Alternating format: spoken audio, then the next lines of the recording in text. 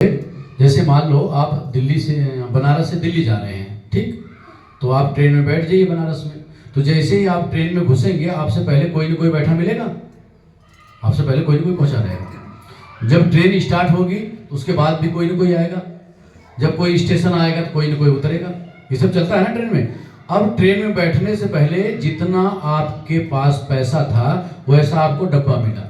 बहुत गरीब थे तो जनरल क्लास में बैठ गए, थोड़ा ज़्यादा पैसा था तो स्लीपर क्लास में आ गए, और ज़्यादा पैसा आपके पास है तो आप थर्ड एसी में बैठ जाइए, और अच्छा पैसा है तो सेकंड एसी ले लीजिए, बहुत ज़्यादा पैसा है तो फर्स्ट क्लास की एसी ले लीजिए। यानी जैसा पहले से आपके पास पैसा है वैसा डब्बा आपको मिलेगा। यानी जैसा आपने पहले से कर्म किया है वैसा परिवार आपको मिलेगा।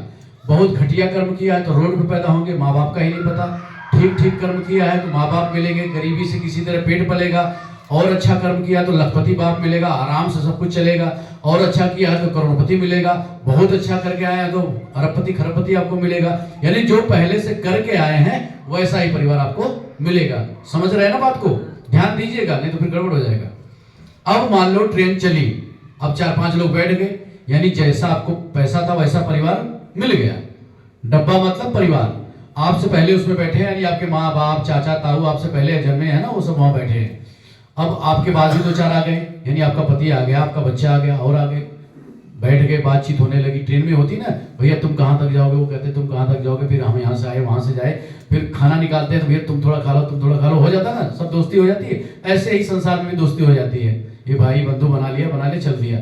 अब मान लो किसी का स्टेशन इलाहाबाद आ रहा है, वो आपसे बड़ी अच्छी दोस्ती हो गई। अब कहोगे यार तुम इलाहाबाद क्यों उतर रहे हो, चलो हमारे साथ दिल्ली। तो कहेगा तुम दिल्ली क्यों चल रहे हो, चलो हमारे साथ इलाहाबाद।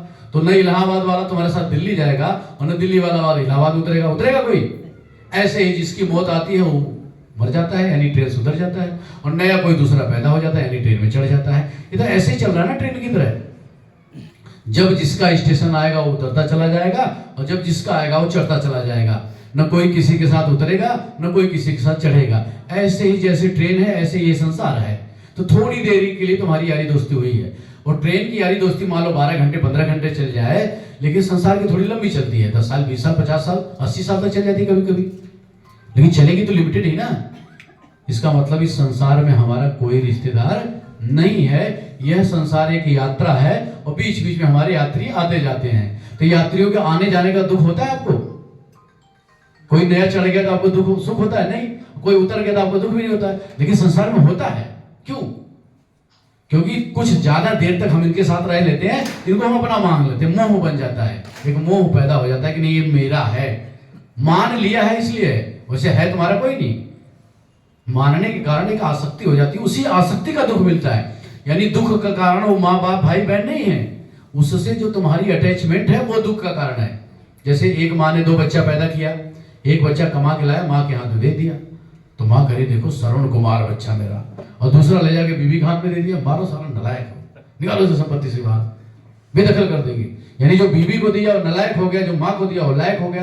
यानी माँ अपना सुख चाहती है, बच्चे का सुख नहीं देख रही है कि बच्चे को बीवी को देके मजा आएगा कि मेरे को देके मजा आएगा, उसको इससे कोई लेना देना नहीं, उसको इससे लेना देना कि मेरे को दे।